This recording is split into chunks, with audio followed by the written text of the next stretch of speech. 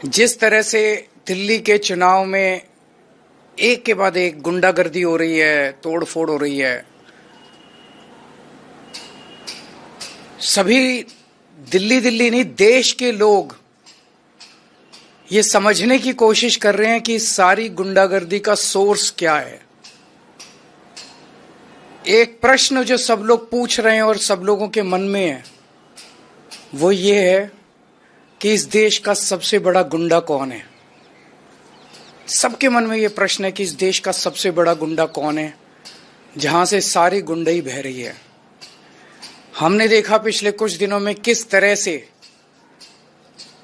लोगों के ऊपर हमले किए जा रहे हैं, आम आदमी पार्टी के कार्यकर्ताओं पे हमले किए जा रहे हैं, जनता को धमकियां दी जा रही हैं, खुलेआम जनता को धमकी दी जा रही है कि बीजेपी में आ जाओ नहीं तो ये कर देंगे वो कर देंगे। खुलेआम मारपीट हो रही है, हमले हो रहे हैं, हिंसा हो रही है और बगल में पुलिस वाले खड़े होकर देख रहे हैं।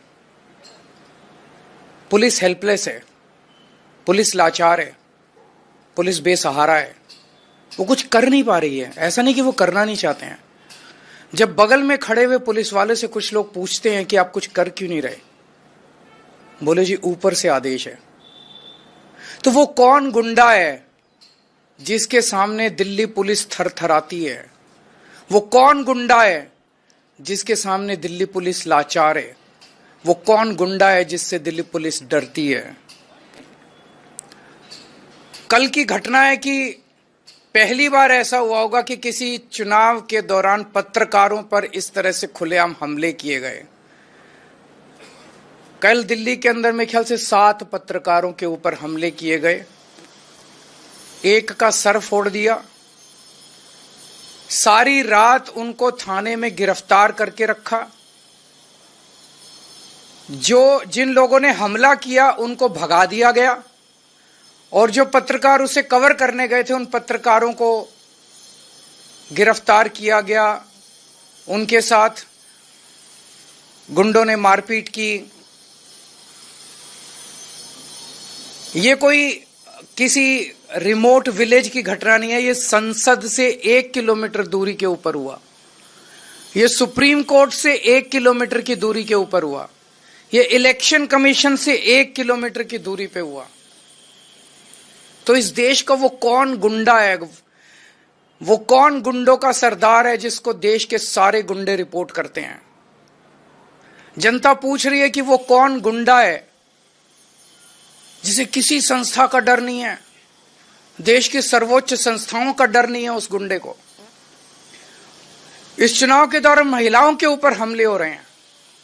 इस चुनाव के दौरान महिलाओं को नहीं बख्शा जा रहा, महिला कार्यकर्ता जो डोर टू डोर जा रही हैं उनके ऊपर हमले हो रहे हैं। तो लोग पूछ रहे हैं कि वो कौन गुंडा है जिससे सारे देश के गुंडे ऑर्डर लेते हैं, जिसके आदेश का पालन करते हैं। पिछले 3-4 दिन से हम देख रहे हैं कि गाड़ियों के ऊपर हमले किए गए, गाड़ियां तोड़ दी गई आम आदमी पार्टी की, कई सारे मटेरियल जब्त कर लिया गया, तरह तरह से हमले किए जा रहे हैं। तो अब जनता ने मन बना लिया, बाकी सारी चीजें एक तरफ, इस बार इनकी गुंडई को हराना है। अब ये क्लियर हो गया है कि अगर डबल इंजन की सरकार आ गई है तो डबल इंजन कुचल देगा, सब लोगों को बख्शेगा नहीं।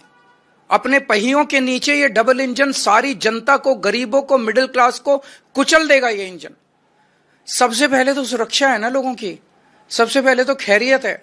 अगर अब खुद परिवार ही नहीं बचेंगे, उनके परिवार ही नहीं बचेंगे, उनको इस तरह से डराया जाएगा, फोन कर करके धमकाया जाएगा, तो बाकी सारी चीजें बेमानी हो जाती हैं।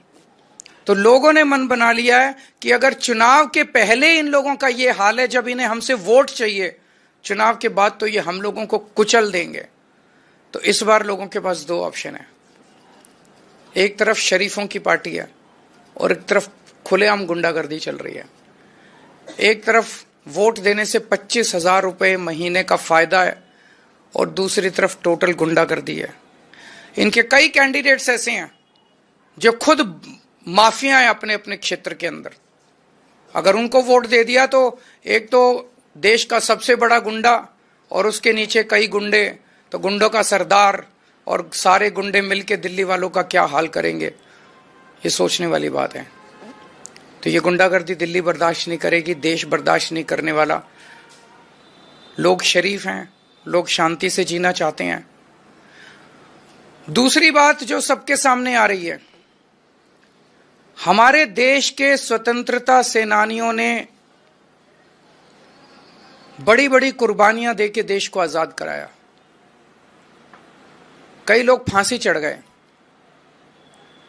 वो इसलिए फांसी चढ़े थे कि देश में जनतंत्र होगा, देश में चुनाव कराए जाएंगे, चुनाव में जनता वोट डालेगी और वोट डाल के अपनी सरकार चुनेगी। लोगों ने इसलिए कुर्बानियां दी थी कि चुनाव निष्पक्ष होंगे, स्वतंत्र होंगे। लेकिन आज जिस तरह से चुनाव आयोग ने भारतीय जनता पार्टी के सामने हथियार डाल दिए हैं, चुनाव आयोग ऐसे लगता है जैसे एग्जिस्ट ही नहीं करता। ये एक बहुत बड़ा प्रश्न खड़ा कर रहा है। लोगों के मन में प्रश्न आना, लोगों की सोच को आप रोक नहीं सकते, लोगों के मन में प्रश्न आना बड़ा वाजिब है कि राजीव कुमार जी जो मुख्य चुनाव आयुक्त हैं, वो इस महीने के अंत में रिटायर हो रहे हैं। उन्हें पोस्ट रिटायरमेंट ऐसा कौन सा पद ऑफर किया गया है, वो कौन सा पद हो सकता है जिसके बदले में आप देश को गिरवी रख दो, देश को दांव पे लगा दो? वो कौन सा पद हो सकता है जिसके बदले में आप देश के जनतंत्र को खत्म कर दो? गवर्नर का पद, राष्ट्रपति का पद, कौन सा पद हो सकता है वो जिसके बदले में आप पूरे देश को, जिसके लिए स्वतंत्रता सेनानियों ने बड़ी बड़ी कुर्बानियां दी, उस जनतंत्र को अगर आप दांव पे लगा दो? मैं नहीं समझता, मेरी नजर में ऐसा कोई पद नहीं है। मेरी हाथ जोड़ के राजीव कुमार जी से विनती है, आप अपनी ड्यूटी कीजिए, पद की लालसा छोड़ दीजिए, पद का लालच छोड़ दीजिए। 3-4 साल और नौकरी कर लेंगे। आपने तो इतने 40-45 साल नौकरी कर ली, इस देश ने आपको बहुत कुछ दिया है। अब अपने कैरियर के अंत में एक पद के लिए देश को गिरवी मत रखिए, देश के जनतंत्र को खत्म मत कीजिए। नमस्कार। कोई अगर एक आध क्वेश्चन है तो जो भी करना पड़ेगा करेंगे, लेकिन देश के जनतंत्र को किसी भी हालत में झुकने नहीं देंगे इनके सामने। आज सारा देश देख रहा है कि किस तरह से आम आदमी पार्टी का एक एक कार्यकर्ता इनकी गुंडागर्दी के सामने मजबूती से खड़ा होकर इनका मुकाबला कर रहा है। हम झुके नहीं, लड़ रहे हैं इनसे, देश के लिए लड़ रहे हैं, देश के जनतंत्र के लिए लड़ रहे हैं। चुनाव आयोग ने जो जवाब दिया था सोशल मीडिया पर, बयान भी जारी किया कि आप लोगों ने शिकायत नहीं दी है, किसी तरह की लिखित शिकायत? वहां पे बगल में पुलिस वाले खड़े हैं, तो क्या मेरे को आईपीसी की बीएनएस की कोई धारा दिखा दीजिए जिसमें ये लिखा हो कि अगर पुलिस वाला वहां खड़ा है और उसके सामने कत्ल हो रहा है तो जब तक उसको लिखित शिकायत नहीं दी जाएगी वो कत्ल को रोकेगा नहीं। ये क्या नौटंकी मचा रखी है इन लोगों ने। रमजान बोले तो हलीम याद आती, और हलीम बोले तो याद आता है हैदराबाद।